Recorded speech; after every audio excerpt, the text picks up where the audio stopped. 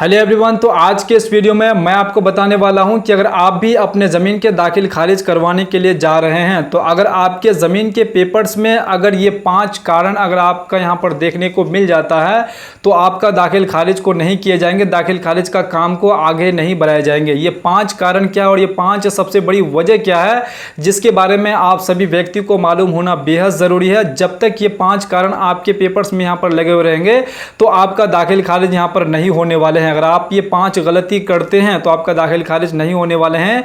इस वीडियो को आपको शुरू से अंत तक जरूर देखना है क्योंकि इस वीडियो में मैं आपको स्टेप बाय स्टेप बताया हूं कि ये 5 गलती क्या है और ये 5 कारण क्या है जिसकी वजह से आपका दाखिल खारिज को रोके जा रहे हैं, आपका दाखिल खारिज नहीं हो रहे हैं। हो सकता है कि आप भविष्य में अगर जब भी ज़मीन खरीदे और दाखिल खारिज के लिए अगर दे, अगर आप ये 5 गलती करते हैं तो आपका दाखिल खारिज यहाँ पर नहीं किए जाएंगे, आपका यहाँ पर दाखिल खारिज को आगे नहीं बढ़ाए जाएंगे।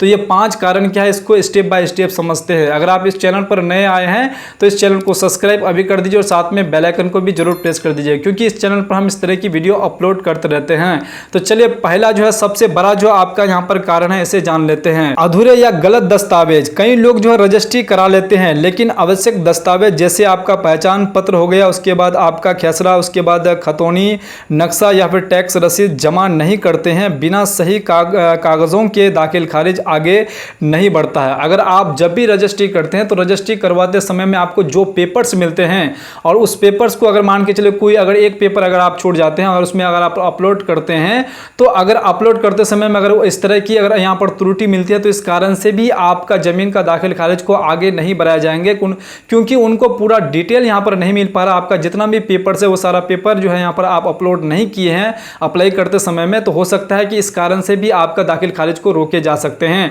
तो पहला गलती आपका ये है। उसके बाद जो दूसरा गलती जो है आपका यहाँ पर दूसरा जो कारण है, परिवार में अगर बंटवारा या फिर वारिसों के बीच विवाद, अगर जमीन किसी मृतक व्यक्ति की है और वारिसों में जो है सहमति नहीं है तो दाखिल खारिज की प्रक्रिया रुक जाती है। अगर मान के चले किसी मृत व्यक्ति का अगर आप जमीन खरीद रहे हैं, मान के लिए किसी पुश्तैनी अगर आप जमीन खरीद रहे हैं, भाइयों के बीच में बंटवारा नहीं हुआ है, उन लोगों के बीच में यहाँ पर विवाद हो गए हैं, तो इस स्थिति में जो है जो विवाद यहाँ पर जो भाइयों के बीच में विवाद हुए हैं तो हो सकता है कि वो जो है उस जमीन पे यहाँ पर आवेदन यहाँ पर दे दिए हैं अंचल में जाकर के कि इस जमीन का यहाँ पर दाखिल खारिज नहीं होना चाहिए। तो ये भी एक कारण हो सकते हैं और इसके वजह से भी आपका दाखिल खारिज को रोके जा सकते हैं। तो आपको दूसरा कारण भी पता चल गया। उसके बाद तीसरा कारण जो आपका यहाँ पर है कि लगान। अगर आप जिस जमीन को यहाँ पर खरीदे हैं अगर उसका लगान अगर आपका यहाँ पर क्लियर नहीं है, पुराना लगान अगर यहाँ पर क्लियर अगर वो व्यक्ति यहाँ पर नहीं दिए हैं, जिस कारण से आपका यहाँ पर दाखिल खारिज को रोके जा सकते हैं। क्योंकि यहाँ पर साफ क्लियर बताएं कि लगान या फिर जमीन कर का बकाया,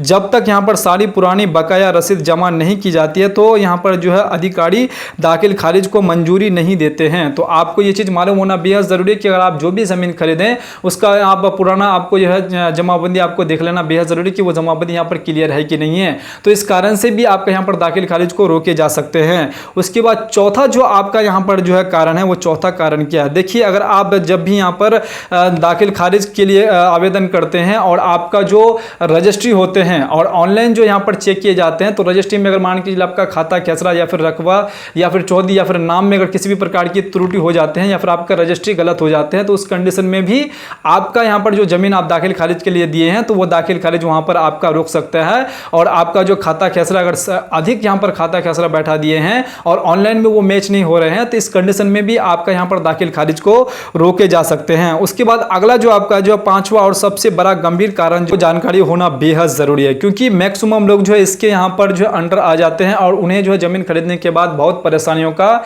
सामना उसे करना पड़ता है। देखिए अगर आप जो भी जमीन खरीदते हैं तो उसका आपको सबसे पहले नापी करवा लेना आपको बेहद जरूरी है। आपको अगर नापी करवा लेते हैं तो उस जमीन में आपको यह पता चल जाते हैं कि उस जमीन में किसी भी प्रकार की कोई तो विवाद तो नहीं है। अगर विवाद होंगे तो आपको वहां पर पता चल जाएंगे इस जमीन में केस चल रहे हैं, कोर्ट केस चल रहे हैं। अगर आप इस जमीन को खरीदते हैं तो इस कंडीशन में आप अपने जमीन का दाखिल खारिज नहीं करवाएंगे।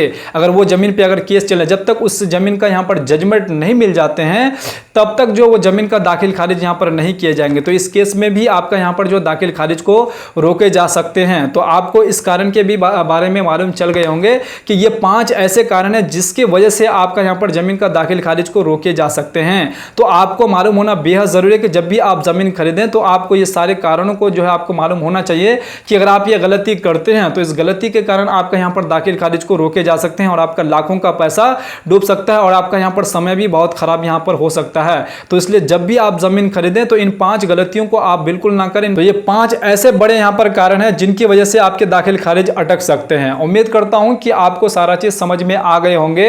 जब भी आप जमीन खरीदे तो आपको खरीदने से पहले जो है आपको सारा डिटेल चेक कर लेना बेहद जरूरी। अगर आपको चेक नहीं करना आता तो किसी आप अच्छे जानकार व्यक्ति से जो है आपको चेक करवा करके ही जमीन को खरीद लेना चाहिए। अगर आप जमीन खरीद लेते हैं तो इसका मतलब ये नहीं कि आप जमीन का यहाँ पर मालिकाना हक यहाँ पर उसमें जताने वाले हैं। तो आप जब तक यहाँ पर जमीन का दाखिल खारिज नहीं करते तब तक उस जमीन का आप जो है असली हकदार यहाँ पर नहीं बनते हैं। आप आधा ही उसका यहाँ पर मालिक बनते हैं, ना कि पूरी तरीके से उस जमीन का आप यहाँ पर मालिक बन जाते हैं।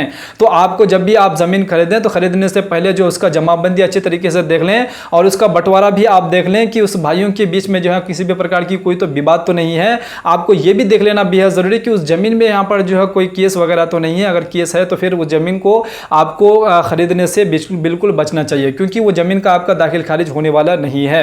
उम्मीद करता हूं कि आपको ये वीडियो पसंद है। अगर वीडियो पसंद आई तो वीडियो को लाइक और चैनल को सब्सक्राइब करना बिल्कुल नहीं भूलिएगा, क्योंकि इस चैनल पर हम इस तरह की वीडियो अपलोड करते रहते हैं। तो चलिए फिर से इसी प्रकार से मिलते हैं दूसरी वीडियो में दूसरे कंटेंट के साथ। तब तक के लिए आप अपना ख्याल रखिएगा। वीडियो देखने के लिए आपका बहुत बहुत धन्यवाद।